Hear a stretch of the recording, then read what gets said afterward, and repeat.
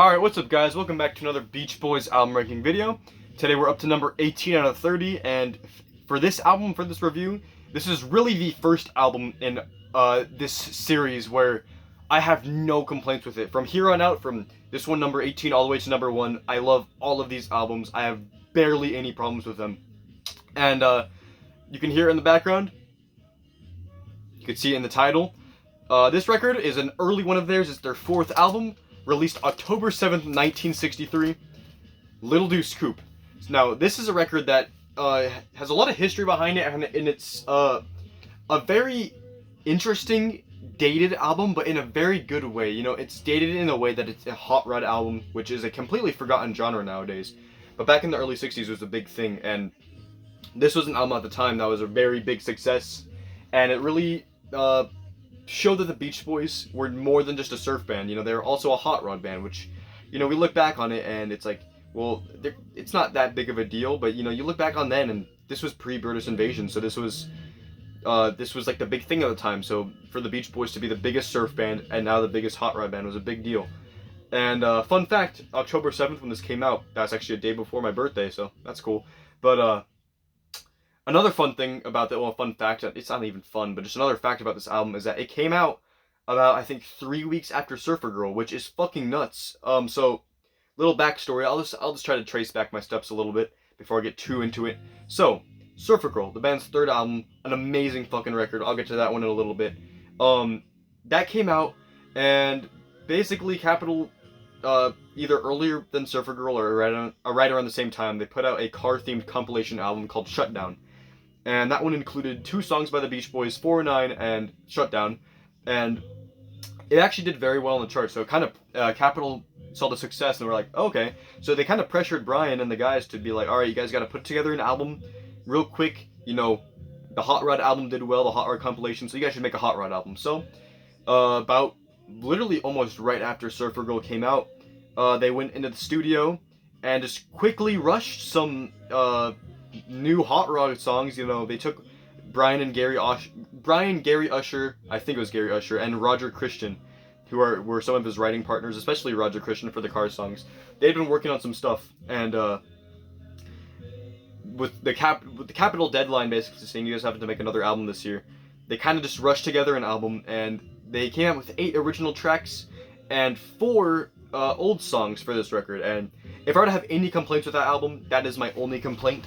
This is a record of 8 new songs and 4 old songs, and there's nothing wrong with that because this is an amazing flowing album, probably the best flowing early Beach Boys album from, you know, 62 to 64.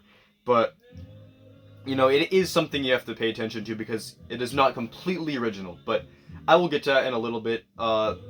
That's really the backstory. It was a very rushed record, and, you know, this was when Brian's songwriting abilities, his production capabilities, his just workload was starting to ramp up drastically, and you could tell from the songs on here. You know, I'll let you listen to the vocals in this song in the back, Ballad of Old Betsy, right here.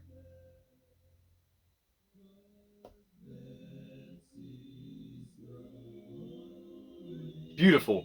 And I will get to that song in a little bit, but their harmonies, they're playing, and then the inclusion of the Wrecking Crew. I think the Wrecking Crew is on this album. I might be wrong. If they're not on the album, I'm sorry, because I'm not 100% sure. But from what I know, this was still at the point where the Beach Boys were playing almost all their stuff, and, you know, that song "Ballad of Old Betsy" was an example of just their everything growing in quality. And really, well, I'll just start with the cover then, because it's a very interesting cover. The cliche of using a white background with some text and image, it's not their greatest album cover, but it stands out. It's very visually distinct. You know, I like the purple logo, the Little Deuce Coupe, the 32, because it's the 32 Ford Coupe. You got the songs in the front. This was a picture from some Hot Rod magazine. The back, you got the guys, and right about here, David Marks. So this was the last Beach Boys album to feature David Marks until That's What God Made the Radio in 2012. So this was a kind of a different... This was kind of a change for the band. To me, they have some distinct periods. Now, their distinct periods, for me, you have their early surf years from, you know, 61 to 63. You know, you have their summer hit era, kind of from 64 to late 65. You have, you know, their path of artistic expression, like 66, 68, and then they just keep going on for there. I can list a bunch more eras, but you know what I'm saying? And this one was basically the end of that early surf era. This was when they were still a very young band, a growing band, a learning band, and at this time they didn't really have to prove anything because, as I've said in previous reviews, this was pre-British invasion. The British invasion wouldn't happen for another, 3 or 4 months after this record came out. So at this time they were uncontested in America as the greatest band in America. And, they're really just, I'm not going to say capitalizing on the trends, but they were just going with the flow, They didn't really have to challenge themselves and push themselves to make crazy artistic masterpieces, which I'm not saying this isn't. I mean, it's not a masterpiece, but it's a great fucking album, and there's some great shit on here. Great musical advancements that the band made, but, it's not like All Summer Long or Beach Boys Today, Summer Day, Summer Nights like they would do, after the Beatles came and, told them to pick up their pace.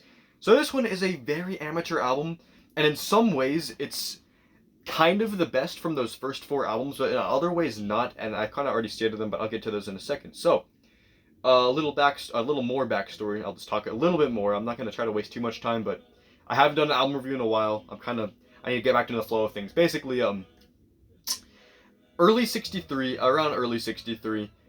mid 63, it was actually mid 63, the Beach Boys released a double-sided single, Surfer Girl with Little Deuce Coupe. And Surfer Girl, Little Deuce Coupe and Surfer Girl, both fucking classic, amazing songs, and both appeared on the Surfer Girl album. And, you'd think because they would put the singles on this album that they wouldn't, include them on a different album. And, on Surfer Girl, you had Little Deuce Coupe. Then there was another song called Our Car Club, which was a car theme song on the album. It was only an album track. And so you had Little Deuce Coupe and Our Car Club from Surfer Girl. You had 409, which was the B-side to Surfin' Safari in 62 and on the Surfin' Safari album. And then you had Shutdown, which was the B-side to Surfin' USA and a song on the Surfin' USA album. So these 4 car-themed songs were put onto this record because the album was made in such a short time period. Brian didn't have enough new songs to fill out a full album, so they took Capitol basically took these 4 hits. Not Our Car Club wasn't a hit, but the other 3 were hits. So they took these 4 car tracks, put them on this album, and this was the result. So I'm just gonna get into it. So their 4th album opens up with the title track, Little Deuce Coupe, an absolute fucking classic, probably the biggest hot rod song they ever did.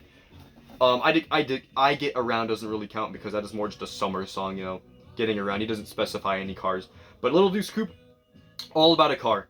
And the one thing I love about this album that makes it so thematically cohesive is every song is about a car in one way or another. And a lot of people cite this as one of the earliest concept albums in rock music, which I can definitely see because there is not a moment on this album that is not talking about cars and hot rods and racing and shit. It is just fully embodies the theme it's built upon. So Little Deuce Coupe opens up the album.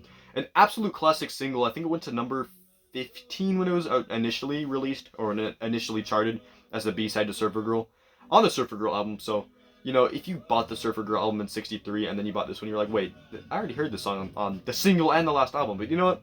It's a great fucking song. I'm gonna be honest.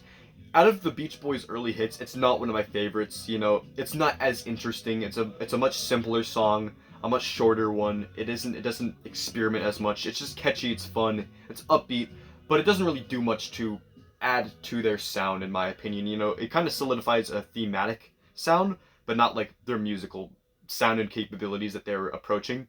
So great song, great opener for this concept album, but just. Not like a huge artistic statement. Surfer Girl's a masterpiece, Fun Fun's a masterpiece. Surfer USA's great, and then you have all these amazing openers. So Little Deuce Coupe, out of their first six albums, probably their weakest opener in my opinion, but still a fucking great song. Opens it great, and leads into a song I was talking about earlier, Ballad of Old Betsy. This is a ballad song, and really, this is one of the best songs on the album. It's absolutely fucking amazing. Beautiful.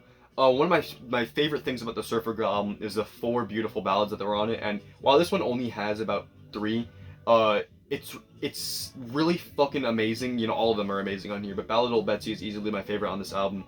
And the lyrics are a little corny, I will not lie. It's about a car, and they talk about this car like it's a woman, and it's a cool idea. Brian's lead is great, great. The Betsy, Betsy, and the falsetto. And just, more experimental than what they had been doing. You know, it's not like psychedelic or progressive or anything. You know, it's still a hot rod song at its core, but just the song structure for 63 was really advanced. The acapella part at the end is just fucking beautiful. The flow is great. It sounds great. Brian's vocals great. The harmonies are great. Just a great fucking song. And while Little Deuce Coupe is a better opener for the album, obviously, Battle Little Betsy is easily a better song in my opinion, and leads into Be True to Your School, another single that I think was actually put out before this album. I'm trying to think about it. Oh yeah, okay, so it was either it was put out after this album. So basically, this backline or the backstory is In My Room was a album track off of Surfer Girl, and fucking masterpiece, one of the greatest songs ever written. But basically, they wanted to use it as a single of some sort or put it as a B-side. So after this album came out, I think it was like October 23rd or something.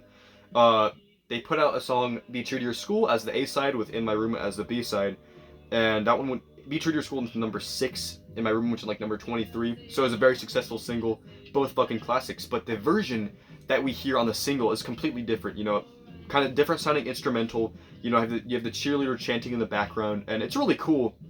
It's cool to hear a different version of the song, and that's probably the version that most people know because it was the one that was the single that charted. But whenever I think of Be True to Your School, I think of the album version, and in my opinion, it's way better because it's way less corny. And corny is a good thing, but only to a certain extent. You know, this album has some corniness to it just because it's a 60-year-old album about hot rods. You know, obviously there's going to be some corny things about it, but that's what makes it so awesome. And the version of Be True to Your School in here is fucking amazing. Honestly, if I'm going to be honest, is it the best song in the album? Maybe, but is it my favorite? For sure, it's absolutely my favorite. You know, you can argue, yes, it is probably the most cheesy and corny song in the album, and I don't agree with the message at all because I fucking hate school, but you know, it flows so well. One thing I love about this song is Mike's vocal, beautiful, the background vocals are amazing, and the flow of the song is so solid, does not miss a single beat. The song is written so tightly that it just goes on. And you know, everybody knows this song's just a classic song. You know, you'll hear it in stadiums, you'll hear it in commercials and shit. And you know, while the lyrics aren't my favorite thing, they're catchy. I love the lyrics because they're catchy. You know why I can't relate to the lyrics? They're super fucking catchy, and I love singing them. You can memorize every single word. And the song's rhythm just, you know, be true to your school now, just like you would do, girl or guy. Be true to your school now, let your colors fly. Be true to your school. You know that, you know, I could sing this whole record because, you know, before this review, I listened to this album like 5 times just to get it ingrained in my mind because, as I said, this record and everyone after it that I'm going to be reviewing just keep getting better and better and are fucking amazing. Be True to Your School is just one of the songs that I just absolutely love. It's just absolutely super catchy, a classic. If you haven't heard it, just listen to it. The album version, in my opinion, listen to the album version, and just you'll get what I mean. It's just so fucking catchy, and it has a great flow. It's just super solid song.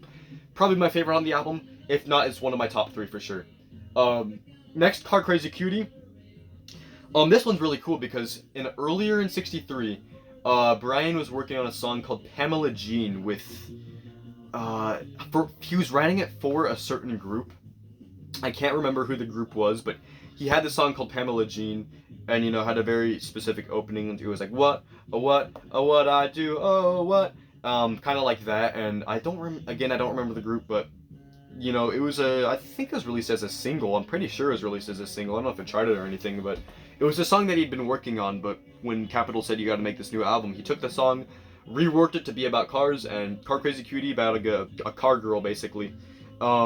And it's a really fun song. I love Brian's vocal. I love Mike's the run, I do run, whoa, run. That part's awesome. Just the whole song flows so well. This album flows so well. It's only 25 minutes, but I love short albums. I'd rather listen to a short 25-minute album, you know, 2.5 times than listen to an hour-long album once. Just because, you know, if they're really good like this one is, you can just listen to it over and over. It doesn't waste your time, but it doesn't go by too quickly. It's like the perfect length for me. And Car Crazy Cutie, while it may be, you know, not a single, not a remembered song, it's a fucking great song. And it leads into one of my favorite songs in the album, Cherry Cherry Coupe. Dude, what a fucking song. The harmonies are haunting. It's very not sinister, and it's not like super upbeat, but it's something about it, something about the vibe of it is super cool and mysterious sounding almost. You know, the go cherry cherry coupe now. In the intro in the I'm sorry, I'm talking way too fast, but the intro with the drums, the guitar, just like that first couple measures before it gets into the vocals, just super cool vibe. I love Mike's vocals all over the song. He does an amazing job on this song. Probably his best vocal on this album besides like Be True to Your School, but that one's easily one of my top 3 favorites on the album. I can't really say that much about it because I've said this in a lot of other reviews.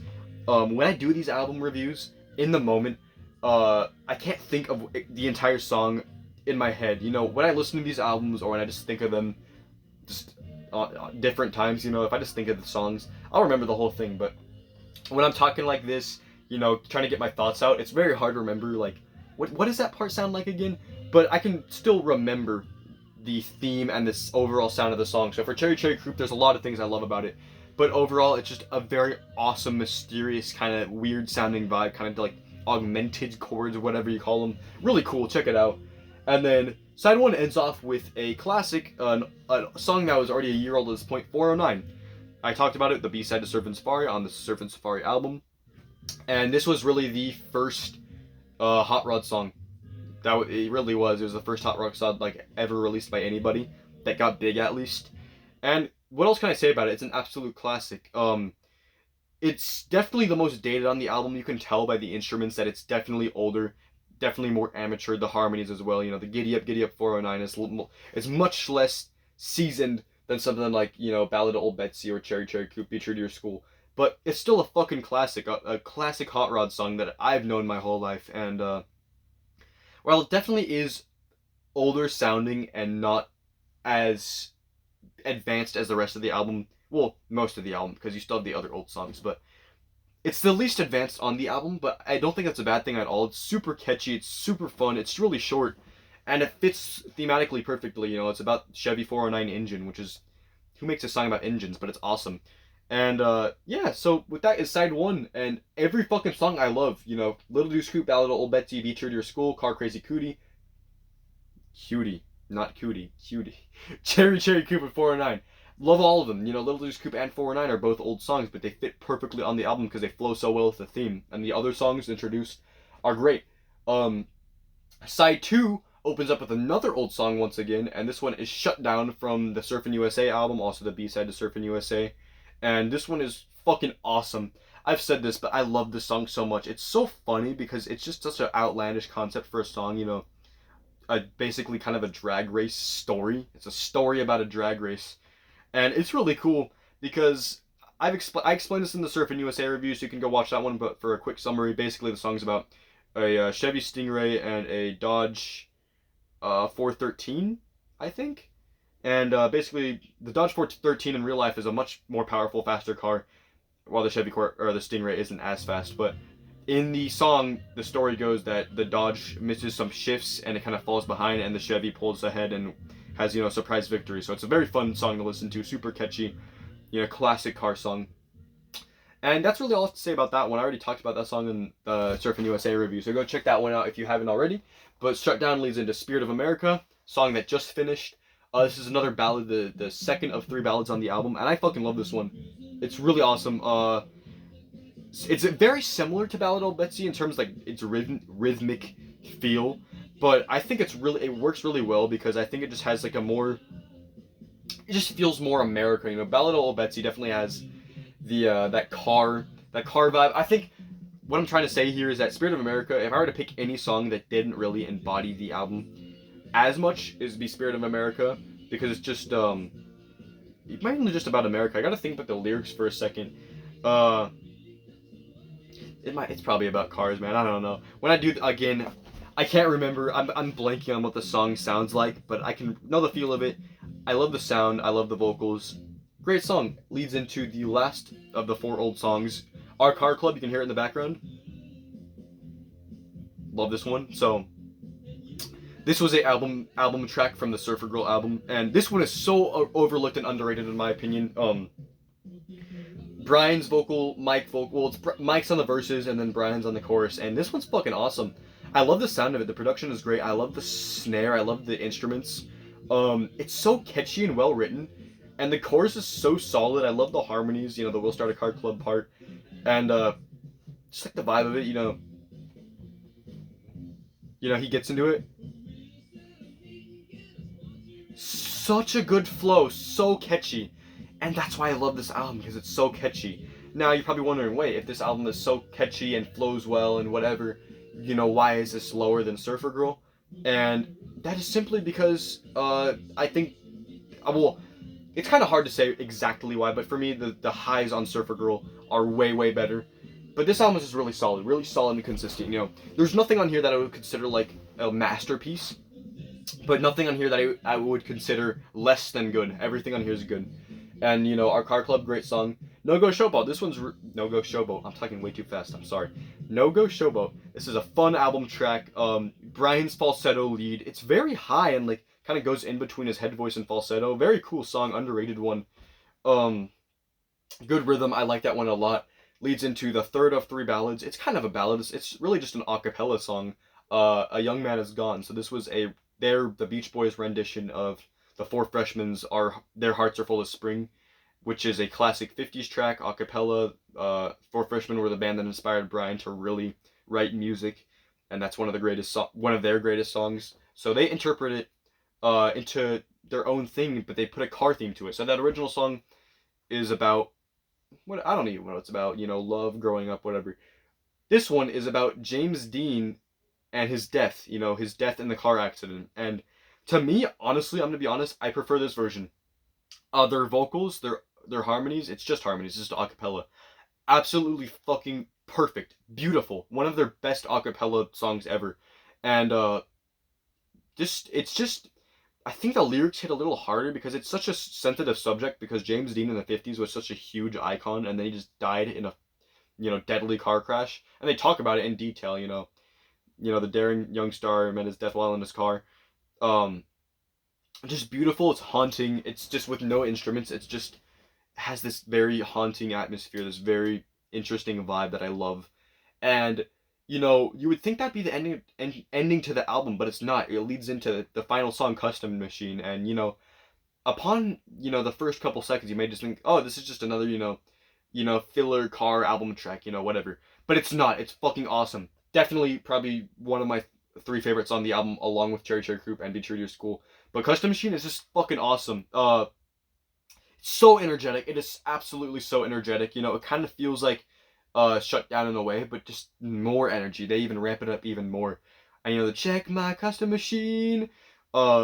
This song is fucking awesome lyrically.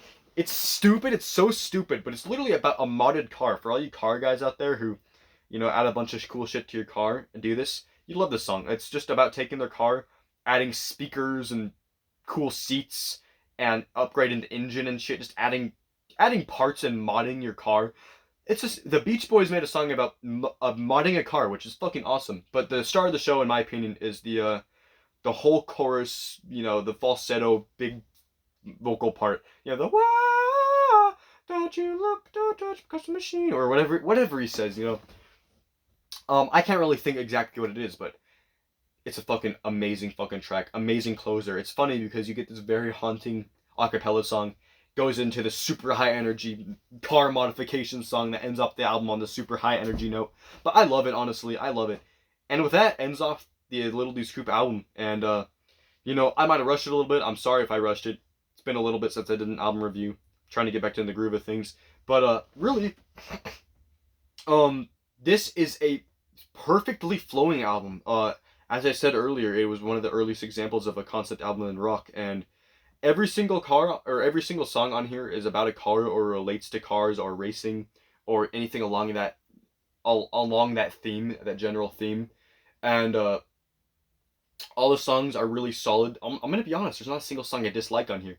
Yes, while the album Surfer Girl has some filler that's very obvious, I think it is a stronger album because the peak on the album, the bulk majority of the Surfer Girl album is fucking amazing. Much better than the bulk majority of this one, but this one is more consistent, so I will give this that. From, Surfing Safari, Surfing USA, Surfer Girl, this one, Shutdown Volume 2, and All Summer Long, this is definitely the most consistent. No filler, all killer. I think that's a fucking Sum 41 album, but you get what I'm saying. You know, this is a super solid album, thematically cohesive. I like the track list. Last album with David Marks. If I had to pick my favorite songs from the record, just songs you should check out, Ballad of Old Betsy, definitely. That's a great fucking ballad. Be True to Your School is a classic. Cherry Cherry Coupe, amazing. Shutdown, you know, everybody knows that song, but if you haven't heard it, it's just a classic anyway.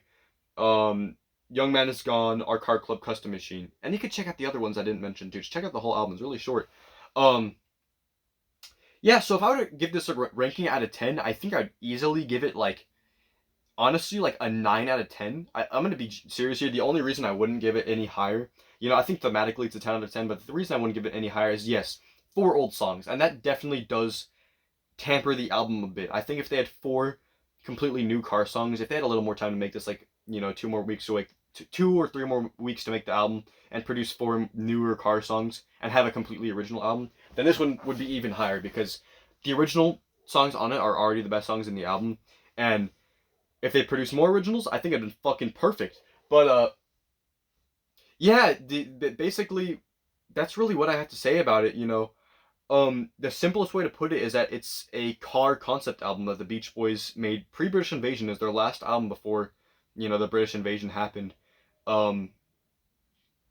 There is the 4 old songs again, but they all fit with the album so well. The flow is so well. They're all classics anyway. So if you go into this album, you know, blindly, you're already gonna know 4 of the songs in here. You know, everybody knows Little Deuce Coupe, Be True to Your School, which was a new song.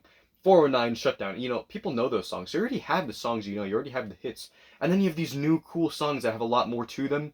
And really, yeah, 9 out of 10. Little Deuce Coupe, October 7th, 1963. If I missed anything, I'm sorry. But this would basically be the end of that early, you know, surf rock hot rod phase before they would start doing more advanced things musically. And just to add a little bit, while the highs on here aren't anywhere close to as good as Shutdown Volume 2, which I know some people in the comments were saying, you know, why isn't that album higher? Yes, the highlights of Shutdown Volume 2 are infinitely better than on here, but as a bulk whole, you know, as a complete album, this one is considerably stronger. No filler at all, to me, in my opinion. And it just flows so well. Just check it out, and let me know what you think about it in the comments. This is a very underrated record. A lot of people hate on it unfairly, give it really low scores, but I don't think that's the case. I think this is a great fucking record that marks a time in American music and the Beach Boys' history that's just really essential to their career, and that's what I have to say about it. 9 out of 10, Little Deuce Coupe, 1963. Let me know what you guys think about this one, and I'll see you guys in the next album review. Peace out.